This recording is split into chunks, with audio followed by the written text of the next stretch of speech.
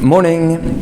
Bonds were bought yesterday, pushing the 10-year yield briefly below 1.3%. Now, relative to previous level, this is deemed lower, and the trend is bolstering risk-on sentiment across other markets. So the S&P and the Nasdaq both rose to new record highs, while the Dow remains inches away from its all-time high. Gold also managed to rise and close just above 1,800. Now, in crypto markets, we're not seeing that much or as much activity. There's plenty of fundamental news that could move us up or down, but buyers and sellers seem to converge at the current 34,000 level. Now, Chartists will recognize a pennant forming and narrowing. Typically, those end up with explosive moves up or down. Maybe I'm giving it to my bias, but I would bet on the upside.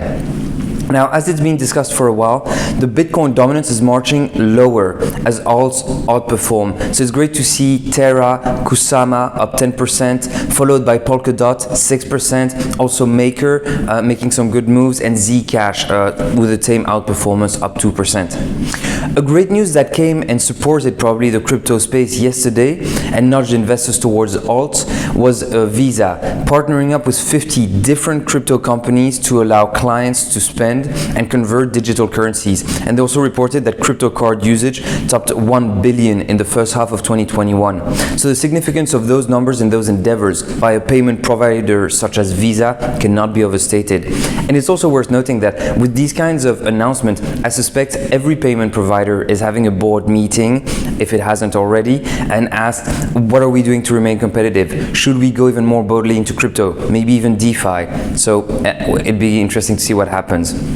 With regards to on-chain data, there are two charts that caught my attention today. One is a crypto quant chart tracking the funding rate across all exchanges, and it shows that they remain negative since the mid-May crash. Now, this isn't surprising, but it's a good reminder that, well, those don't tend to remain negative forever. If anything, a very negative funding rate typically signals an over-bearishness and then a reversal.